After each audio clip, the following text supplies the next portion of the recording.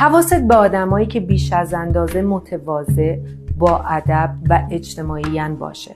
یکی از ویژگی‌های گول زننده خودشیفته‌ها برای حفظ ظاهر بیرونیشون همین ادب و تواضع بیش از حدشونه. باید جزو نزدیکای درجه یکشون باشی که به آسونی بتونی این تغییر رفتار رو توشون تشخیص بدی. فقط کافیه برخلاف میلشون رفتار کنی تا آسیب بهت نزنن، تا تلافی نکنن. دست بردار نیستن و اصلاً ولت نمی کنن. دیالوگ رایجشون همینه: من همش دارم به همه لطف میکنم و بقیه همش ناسپاسن. من صدمو تو اون رابطه گذاشتم، اون بی‌معرفت بد کرد.